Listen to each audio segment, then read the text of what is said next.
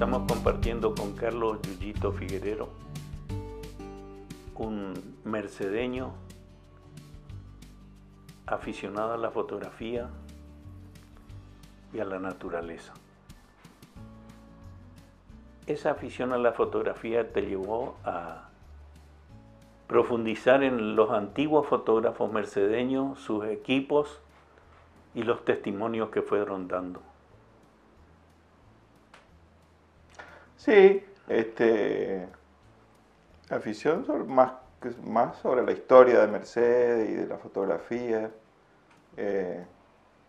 Eso despertó mi curiosidad, digamos, por la historia de la fotografía en Corrientes y en Mercedes. En Mercedes, según el historiador Palma, el primer fotógrafo que se instaló fue un español que se llamaba Ignacio Martínez, que se instaló en 1872 y ese año se casa acá en Mercedes con una mercedeña. Tenía comercio y trajo un equipo fotográfico. Sería el primero que se instaló acá en Mercedes, pero anteriormente circulaban los que se llamaban fotógrafos ambulantes, que iban de pueblo en pueblo, así como había pintores y ahí sacaban, pero no, fijo fue el primero Martínez, y su fotografía que se conservan en alguna familia de Mercedes dice I. Martínez, su logotipo, y después había otro Vázquez y don Carlos de Barbieri, que era un estanciero, que se yo, pero aficionado a la fotografía y tenía un estudio también Podríamos dividir en dos etapas, digamos, de la fotografía en Mercedes, que son en dos fotógrafos, que son Alessandrini y Pimentel. Primo Alessandrini, un italiano que se radica alrededor de 1890 acá en Mercedes, actuó hasta el año 1930, fotografiando a toda la familia, sociedad mercedeña. Era corresponsal de fotográfico de la revista Caras y Caretas. Todas las fotografías de Mercedes que se publicaron en Caras y Caretas eran de Alessandrini. Esa es la primera etapa. Y de la segunda etapa, a partir del año 30, es Marcos Pimentel, que le adquiere casi todas los equipos y todo a Alessandrini, y con eso empieza. Y eso va hasta el año 70 o casi 80, donde ya hay otros fotógrafos como Álvarez, Keff, Hugo Rodríguez, ellos ya empiezan en esa época. Sí, otro fotógrafo de destacar en Mercedes es Martegani, porque además de hacer sociales era un artista. Tiene unas fotografías artísticas muy buenas, que un año se hizo un almanaque con esas fotos, cosa que los otros fotógrafos hacían más sociales.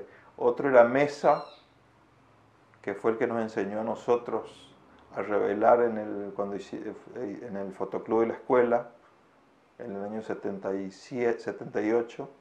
Estaba Keff, que tenía el estudio acá por la calle España, que se caracterizaba por retocar al color con lápiz los retratos. Y después otro que yo me acuerdo es Márquez, y bueno, y Pimentel eran los que actuaban en esa época. Bueno, y empezaba Hugo Rodríguez en el 70 y pico, sí. ¿Qué importancia le atribuís vos a la fotografía para la historia, el recuerdo, para viajar en la máquina del tiempo? Y bueno, es el documento más precioso de tener el tiempo de la fotografía. Y por eso son muy valoradas las fotografías testimoniales. Generalmente acá hubieron algunos fotógrafos franceses que recorrieron el país fotografiando la campaña, costumbres criollas, la ciudad de Buenos Aires y las ciudades del interior hasta Corrientes. Llegaron, como Rimaté, por ejemplo, un famoso que ahora se rescató todo el archivo de él, se digitalizó esa famosa foto de la Plaza de Mayo con la Recoba y el Cabildo, y todavía sin recortar, es de Rimaté. Las dos guerras que se empezó a fotografiar, se dice que son la guerra del Paraguay acá, y en el Paraguay, y en la guerra de secesión en Estados Unidos. En la guerra del Paraguay, sobre todo eran los brasileros, había varios fotógrafos que se trasladaban con sus coches, acompañando a los ejércitos, y ahí tenían el laboratorio y todo, y se hacían las cartes de vist, que llamaban unas fotografías 6x10 así. Se sacaba de cuerpo entero, de medio cuerpo. Era el formato más popular y más económico, ya en fotografía era eso, ¿no? Y los soldados le dedicaban a sus familiares, qué sé yo, y le mandaban por correspondencia. Eso se fotografió en la guerra del Paraguay, se fotografió y hay bastante material.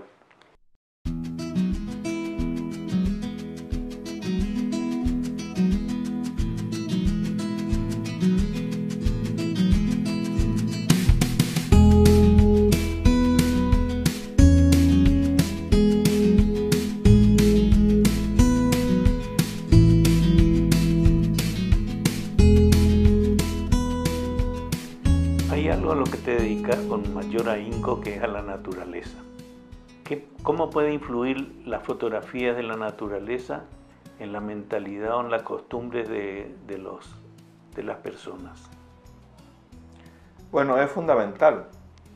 En este último tiempo que se accedió a las cámaras digitales semiprofesional o semiprofesional en muchas personas, en los observadores de ave, antes solo tenían los prismáticos, qué sé yo, hoy con una cámara de fotos, es muy importante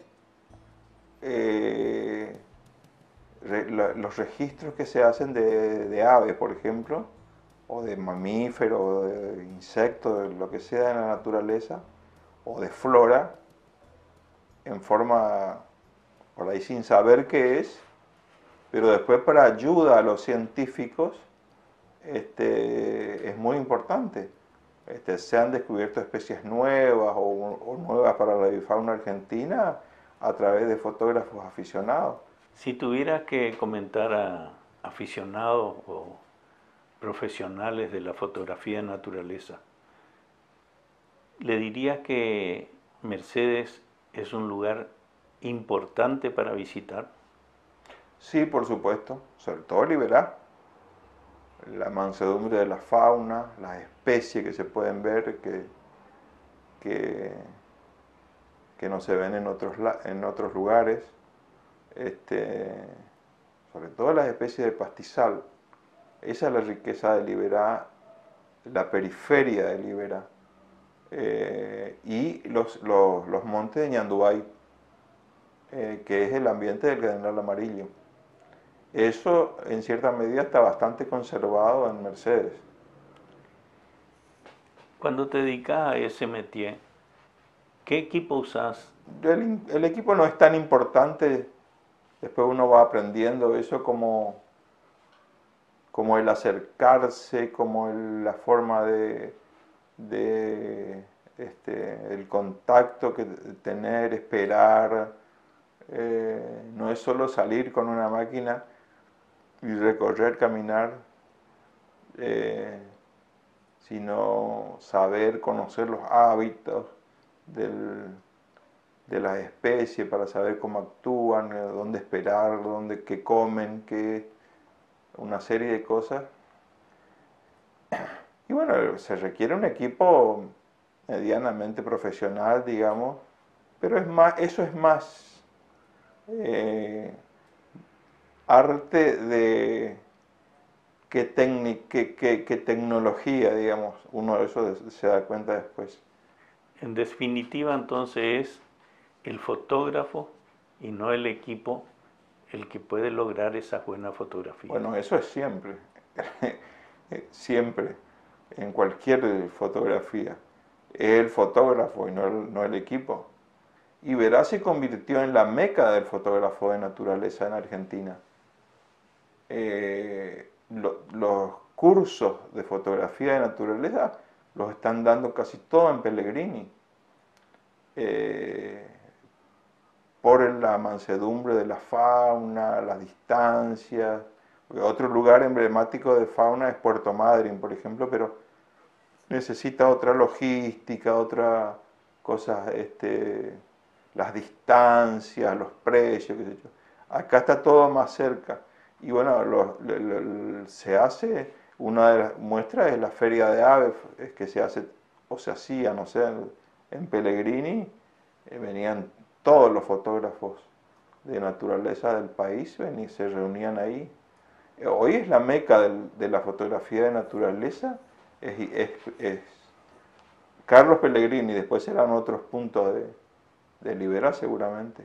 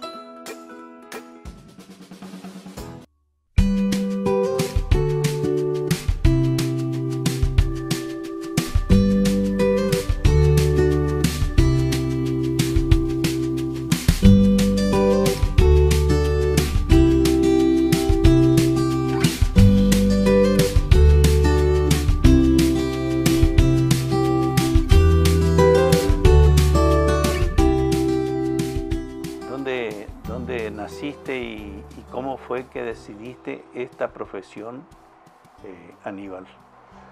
Bueno, yo nací en la ciudad de Buenos Aires.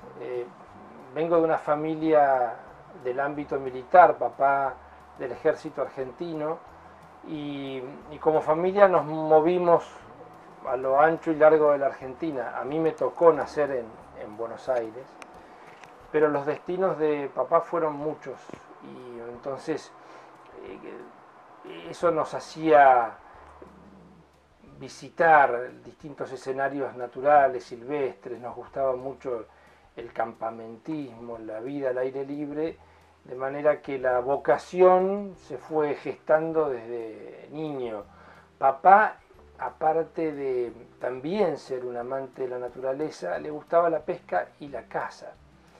No era ni un cazador ni un pescador profesional, pero digamos que nos gustaba esa actividad. Haciéndome grande me di cuenta de que era la excusa para arrimarnos a la naturaleza, y con el correr del tiempo, algún libro mediante, alguna referencia que recuerdo con mucho cariño de alguna guía de aves española, que en aquella época no había muchas guías de aves argentinas, no había mucha literatura argentina en la materia, pero recuerdo que me hizo un clic y cambié rifle por binoculares, y un poquito más tarde nomás por cámara fotográfica. La verdad es que creo que una de mis primeras pasiones fue la fotografía, y con 17 o 16 años de edad, y la suerte de que pude convencer a mamá de comprar una cámara reflex, empecé a tomar imágenes, y ese sí que fue un camino de ida, que cámaras mediante, porque he cambiado de caballo ya muchas veces, y por supuesto que estoy actualmente sacando fotografías digitales. ¿Vos crees que la fotografía es importante para concientizar? Sí, completamente. En primer lugar, como vos bien dijiste, no hace falta pasarse a un equipo profesional. En el medio, en el camino, y en mi caso, hubo una escalera ascendente que se inició con pequeños pasos. Yo recuerdo empezar a sacar fotografías con una vieja cámara Voigtlander de mis padres, que era completamente limitada, y que yo arrimaba a un binocular roto, que era el que usaba por entonces, y hacía coincidir el objetivo de la cámara con el haz de luz del binocular, y se podía adivinar un ave adentro de un círculo oscuro, un círculo de luz en un marco oscuro, ¿no? Y a mí me parecía una cosa mágica. Y con el correr del tiempo se fueron acomodando algunas lentes y algunas cámaras que hoy, ni siquiera hoy, puedo llamar a mis cámaras profesionales. De manera tal de que mucho está en el corazón del fotógrafo y en el ojo, y en el mensaje que uno puede asociar a la estética de una foto. Es muy importante, yo creo, la estética, el arte fotográfico, no solo el documento técnico que ayuda al investigador, que de hecho es un gran soporte la fotografía para los investigadores, pero yendo a tu pregunta, ese perfil estético y artístico moviliza, sensibiliza, emociona y tracciona, empuja en el sentido de amar la naturaleza, de conocer la singularidad que nos rodea desde el punto de vista natural, en este caso a los correntinos, por ejemplo, y sobre todo moviliza a los jóvenes, hoy a través de las redes sociales, para llegar a un escenario de cambio. Yo estoy convencido que en los últimos 20, 30 años la sociedad ha cambiado mucho. La naturaleza tiene nuevas oportunidades. La agresión ya no es gratuita, ya está penalizada socialmente. Los chicos no aceptan cualquier tipo de trato a los animales, y hay algo que yo digo muchas veces, hay una preocupación que veo a menudo en los medios y demás acerca de que hay animales atropellados en las rutas como como preocupándose porque la gente anda rápido, o porque es descuidada, o porque no se hacen pasafaunas, y eso todo puede ser cierto, pero hay algo que es más cierto aún, y es que hay más fauna, y eso tiene que ver con un cambio de actitud. Por eso yo creo que nuestro trabajo de comunicadores, fotógrafos, escritores, articulistas, documentalistas, que hemos caminado hacia la conservación de la naturaleza, convocando al público, ha tenido un gran efecto. Y yo, como sé que vos sos fotógrafo y tu pregunta vinculada a la calidad buena de la foto y el rigor, en tiempos en que cualquiera publica una foto en Instagram o en una red social, rápidamente se puede viralizar, y también perderse un poco los criterios más duros del arte fotográfico. Pienso que sí, pienso que es muy importante conservar la estética, el equilibrio, el encuadre, la plástica. Hoy es muy fácil obtener imágenes fácilmente retocables, automáticamente modificables en un ordenador o un teléfono, y hay escenas mágicas que no son reales realmente, ¿no? Hay una tentación por colocar en la escena cuestiones que la verdad es que no son reales. A mí siempre me gustó despojarme del maquillaje y mostrar la naturaleza como es, sin exageraciones. La fotografía es o por lo menos como yo la practico, es una cosa bastante parecida a la cacería, y el clic es un disparo, y el animal congelado, estéticamente bello, porque uno trata de tomar una posición y una postura que atraiga, que movilice, que emocione, se convierte en un agente movilizador. Un mensaje con una fotografía de la fauna silvestre muchas veces tiene un gran efecto para la conservación de la naturaleza. Puede impulsar una campaña, puede impulsar un mensaje que llegue muy lejos. Y eso me ha pasado muchas veces a lo largo de mi vida, que hoy puedo decir que es una vida dedicada a la conservación de la naturaleza, ¿no?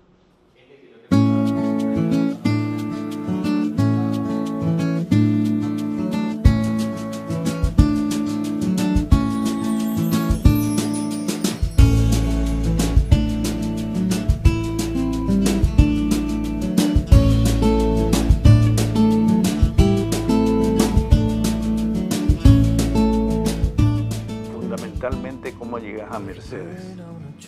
Bueno, yo vengo convocado por un proyecto que tenía como misión el plan de gestión para la Reserva Natural de Liberá, que es una reserva provincial ya creada, pero que requería su instrumento de gestión, y había un acuerdo entre el gobierno de la provincia de Corrientes y el Banco Mundial para el desarrollo de un plan de manejo. Así que se me convoca para desarrollar técnicamente este trabajo, y el lugar físico era Mercedes, así que me reencontré con gente conocida, porque en una etapa anterior yo ya había estado vinculado en la etapa universitaria con los esteros de Liberá y con Mercedes en particular, la Fundación Reserva de Liberá, así que fue una especie de reencuentro esta llegada a Mercedes. Pero decidimos con mi esposa Silvia y mis 2 hijos, que ya estaban en la escuela aquí, decidimos quedarnos a vivir, y yo desde aquí desarrollé otros proyectos, para los que fui convocado por BirdLife International, Aves Argentinas también, y una serie de organizaciones con las cuales caminamos algunos años en esto que se llamó la Alianza del Pastizal, que casualmente la tengo por aquí, el emblema, el logo, siempre inclinado a los temas de conservación de la naturaleza, en este caso a través de el campo y la actividad rural. Así es que 17 años ya llevo aquí en Mercedes, pero en los últimos años abracé definitivamente mi inclinación por el desarrollo integral de publicaciones, en particular por libros de gran formato que desarrollo desde aquí, con imprentas que están en Buenos Aires y con la temática geográfica y de naturaleza como emblema. Siempre digo que yo soy un biólogo de formación, pero un comunicador por vocación. Y esta es una materia que me ha traído muchas satisfacciones. Primero uno, pero luego fueron 3 libros sobre la Argentina, con textos y fotografías, que hice junto a Canela, una periodista de la TV, que tenía en su momento un programa que se llamaba Colectivo Imaginario, antes Café con Canela. Canela es escritora también y es una editora muy reconocida. Ella me convocó para hacer unos libros en base a una experiencia previa y un archivo fotográfico que yo había podido lograr y reunir a lo largo de la Argentina completa. Y así es que me largué poco después a hacer, junto con Aline, mi esposa brasileña, mi actual esposa, segundo matrimonio, con Chiquitos y con Elena, nacida aquí en Mercedes, hacer el primer libro de manufactura enteramente nuestra y fundando una editorial que se llama AP Ediciones Naturales, que fue Estancias de Corrientes. Estancias de Corrientes fue un libro muy bien recibido.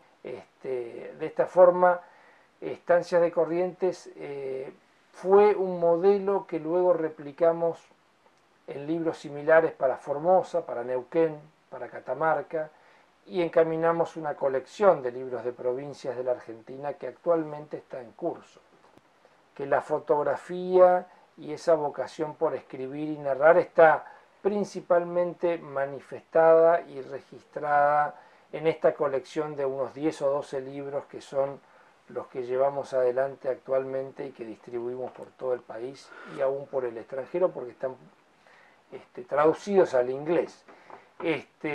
Pero en los últimos meses surgió una nueva actividad que actualmente nos está llevando buena parte de la agenda, que es el desarrollo de películas documentales. En este momento tenemos 6 cortos documentales sobre la provincia de Corrientes que el público puede ver gratuitamente en YouTube, y en curso, en desarrollo y para las plataformas de streaming, una serie sobre la Argentina narrada desde Corrientes, que en este momento tiene 3 capítulos desarrollados, así que estamos en ese métier también últimamente. ¿Hay esperanzas de recuperar rápidamente los daños que ha hecho en el Iberá los incendios? Sí, sí, por supuesto, hay esperanza, hay esperanzas. Yo ya sobre el tema de los fuegos y los incendios escribí bastante. Es menos grave de lo que algunos medios han propuesto. Yo los entiendo porque el fuego da miedo, pero al mismo tiempo el fuego es necesario en la naturaleza. El fuego explica la existencia de los pastizales en Corrientes, de la sabana. De no ser por el fuego en los últimos miles de años, Corrientes sería o como Misiones o como Chaco. El fuego interviene periódicamente en la naturaleza, hay fuegos naturales, y es más, hay fuegos que se prenden solos. O sea, no hay que buscar siempre la explicación en la gente, en el descuido, en la maldad. Durante 100 años a Liberá lo vaciaron de fauna, y esto no tiene que ver ni con el fuego, ni con la política pública de los últimos años, sino con los mercados internacionales de un mundo que todavía no estaba globalizado, pero donde ya existían exportaciones e importaciones en barco, y de acá salían cuero, plumas, escamas, carne disecada.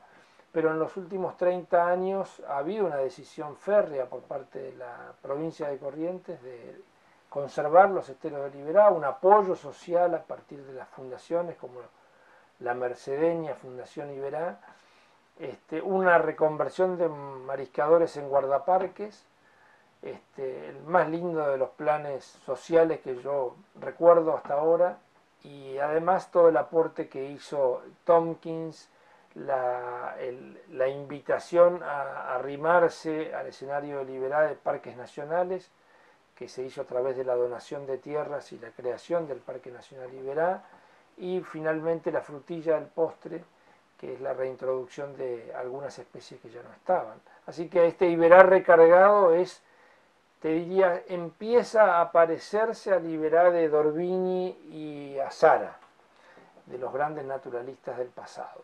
Así que con toda esperanza uno puede sacar una foto hoy que se parece a la que podían sacar ellos cuando hubiesen podido, si hubiesen existido las cámaras fotográficas, ¿no? Pero que nos narran en sus libros maravillosos. Hoy el Iberá vuelve a hacer algo así.